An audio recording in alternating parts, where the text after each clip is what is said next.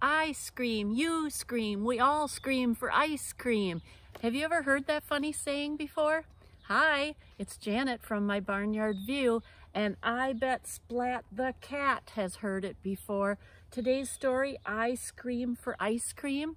Splat and his friends from school get to go on a field trip to an ice cream factory, but they have a little bit of trouble. Let's listen.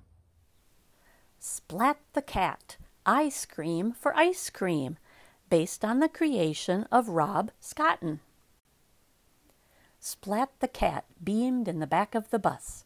His class was on a field trip to the ice cream factory. I could eat 4 ice cream cones a day, said Splat.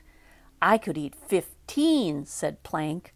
And I could eat all yours and 1,000,000 more, said Spike. Kitten licked her lips.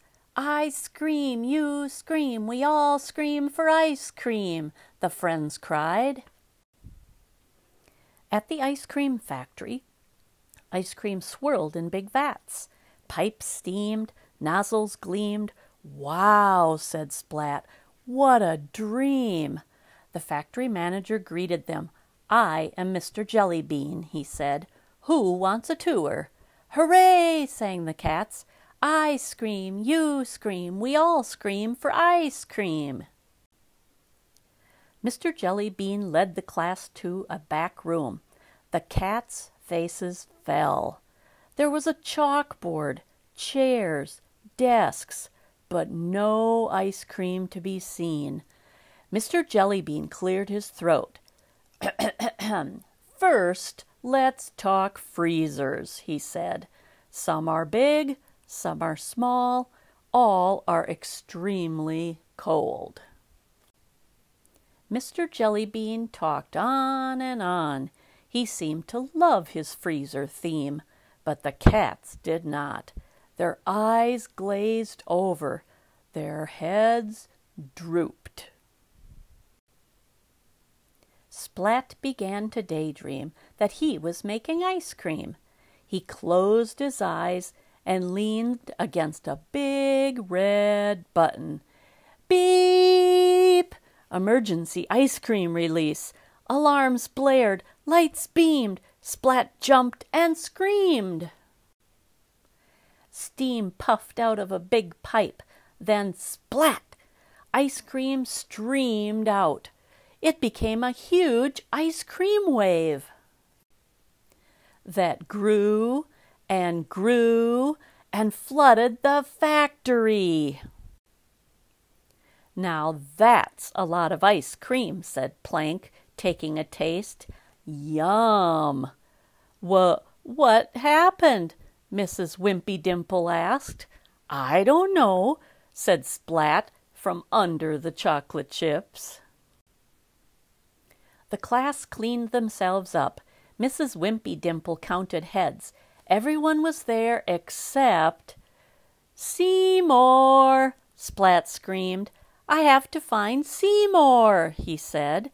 He ran back toward the door. Wait, Kitten cried.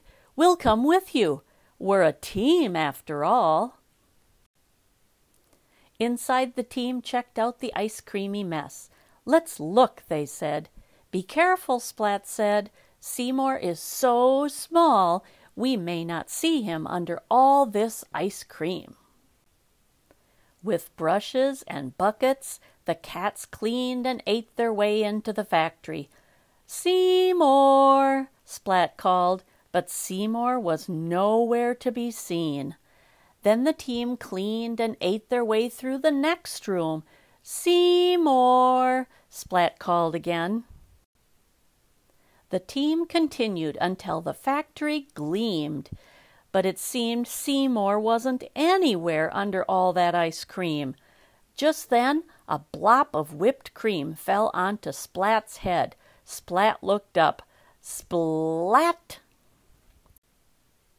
There was Seymour. He was way up on a beam. He couldn't call out. His mouth was full of ice cream.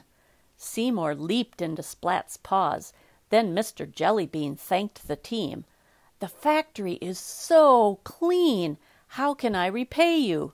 Would you like some ice cream? The cats all groaned. No more ice cream, they said. For now, whispered Seymour.